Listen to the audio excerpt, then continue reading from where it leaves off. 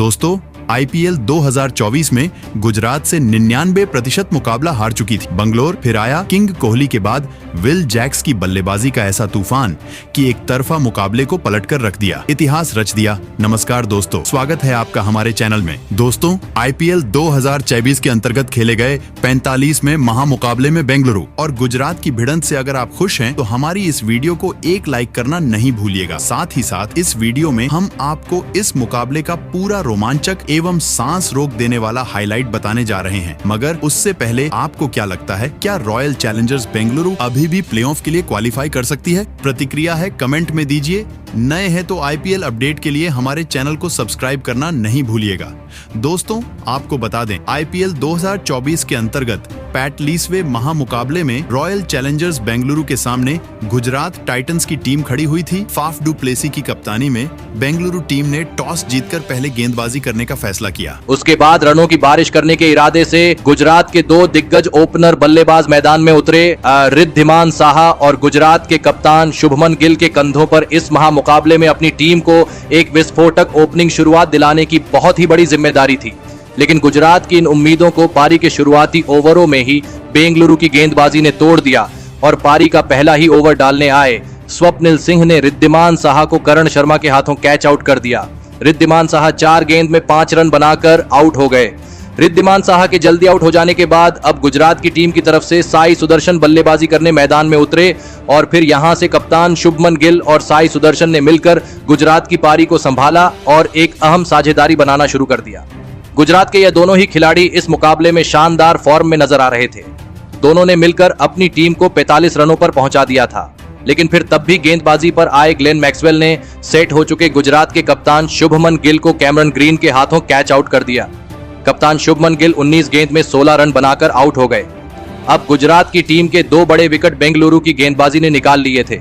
गुजरात की टीम अब दबाव में थी, लेकिन अब शाहरुख खान बल्लेबाजी करने मैदान में उतरे थे और शाहरुख खान ने आते ही बिना वक्त जाया किए छक्के चौके लगाना शुरू कर दिया था। सेट हो चुके साई सुदर्शन के साथ मिलकर शाहरुख खान ने फिर एक बार एक महत्वपूर्ण साझेदारी बनाना शुरू कर दिया था। विकेट निकालने वाले ग्लेन मैक्सवेल की एक ही ओवर में शाहरुख खान ने एक चौका और शानदार छक्का लगा दिया था, तो वही दूसरे छोर से साई सुदर्शन भी गजब की बल्लेबाजी कर रहे थे। दोनों की इस शानदार साझेदारी ने अब बेंगलुरु की गेंदबाजी पर दबाव बढ़ा दिया था। देखते ही देखते दोनों की 50 रनों की साझेदारी भी पूरी हो गई थी। इन दोनों की इस बल्लेबाजी ने अब बेंगलुरु के कप्तान फाफ डू प्लेसी के तक पसीने छुड़ा दिए थे। खास करके शाहरुख खान की धमाकेदार बल्लेबाजी देखकर विराट कोहली तक हैरान थे और इसी बीच पारी के 13वें ओवर में कैमरन ग्रीन को 2 चौके और एक शानदार छक्का लगाते हुए शाहरुख खान ने अपना इस मुकाबले का अद्भुत अर्धशतक पूरा कर लिया। साई सुदर्शन और शाहरुख खान की इस बल्लेबाजी ने अब पूरी बेंगलुरु की गेंदबाजी को बैकफुट पर धकेल लिया था। साई सुदर्शन और शाहरुख खान ने मिलकर अब अपनी टीम को 131 रनों पर पहुंचा दिया था। लेकिन तभी पारी का 15वां ओवर डालने आए मोहम्मद सिराज ने बेंगलुरु की टीम के लिए सबसे बड़ा खतरा बन चुके शाहरुख खान को क्लीन बोल्ड कर दिया। शाहरुख खान 30 गेंदों में 58 रनों की तूफानी पारी खेलकर आउट हो गए। मोहम्मद सिराज ने एक महत्वपूर्ण मौके पर खतरनाक बल्लेबाजी कर रहे शाहरुख खान को आउट कर दिया था। बेंगलुरु की गेंदबाजी ने फिर एक बार इस मुकाबले में वापसी कर ली थी। अब बल्लेबाजी के लिए डेविड मिलर मैदान में उतरे थे, लेकिन तभी दूसरे छोर पर बल्लेबाजी कर रहे साई सुदर्शन ने भी अपना इस मुकाबले में एक और महत्वपूर्ण अर्धशतक पूरा कर लिया। लेकिन अर्धशतक लगाने के बाद भी साई सुदर्शन इस मुकाबले में शानदार बल्लेबाजी कर रहे थे। डेविड मिलर के साथ मिलकर साई सुदर्शन ने अंत के ओवरों में बेंगलुरु की गेंदबाजी पर बड़े शॉट खेलना शुरू कर दिया था और पारी के 18वें ओवर में कैमरन ग्रीन को साई सुदर्शन ने 3 लगातार चौके लगा दिए थे, तो वही दूसरे छोर से डेविड मिलर ने भी अब अपने हाथ खोलने शुरू कर दिए थे। दोनों की इस धमाकेदार बल्लेबाजी के चलते अब बेंगलुरु की गेंदबाजी दबाव में थी और फिर इसी बीच दोनों की तूफानी अर्धशतकीय साझेदारी भी पूरी हो गई और अंतिम ओवरों में भी साई सुदर्शन और डेविड मिलर की इस जोड़ी ने लाजवाब बल्लेबाजी करी और इस पारी की आखिरी गेंद पर डेविड मिलर ने एक गजब का छक्का लगा दिया और इसी के साथ गुजरात की टीम ने 200 रनों का एक सबसे बड़ा लक्ष्य बेंगलुरु की टीम के आगे रखा। उसके बाद गुजरात से मिले 201 रनों के विशाल लक्ष्य का पीछा करने बेंगलुरु के 2 दिग्गज ओपनर बल्लेबाज मैदान में उतरे।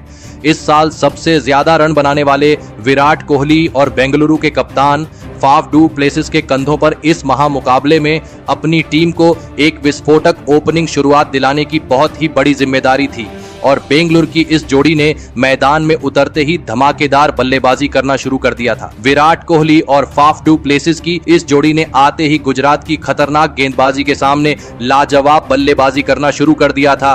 खास करके बेंगलुरु के कप्तान फाफ डू प्लेसिस इस मुकाबले में गजब की बल्लेबाजी कर रहे थे। पारी के तीसरे ओवर में अजमत उमरजाई को फाफ डू प्लेसिस ने एक चौका और 2 गजब के छक्के लगा दिए थे। दोनों ने मिलकर पहले विकेट के लिए 40 रनों की साझेदारी बना दी थी, लेकिन तभी गेंदबाजी पर आए साई किशोर ने खतरनाक बल्लेबाजी कर रहे बेंगलुरु के कप्तान फाफ डू प्लेसिस को विजय शंकर के हाथों कैच आउट कर दिया।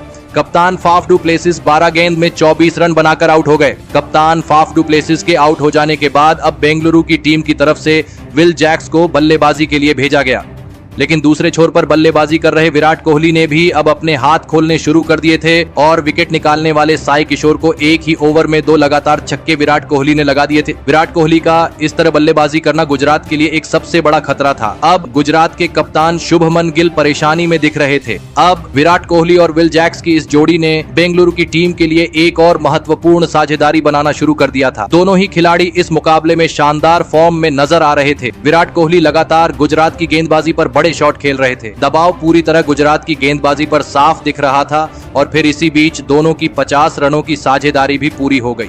अब कप्तान शुभमन गिल मुसीबत में थे। विराट कोहली अकेले के दम पर यह मुकाबला पलट रहे थे और इसी बीच एक शानदार चौका लगाते हुए विराट कोहली ने अपना इस मुकाबले का गजब का अर्धशतक पूरा कर लिया। विराट कोहली इस मुकाबले में एक अलग ही आत्मविश्वास में दिख रहे थे।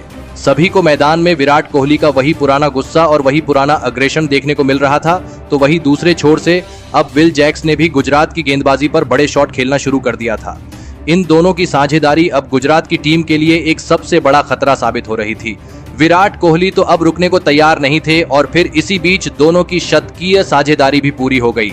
अब दोनों ही छोरों से गुजरात की गेंदबाजी पर बड़े शॉट लग रहे थे।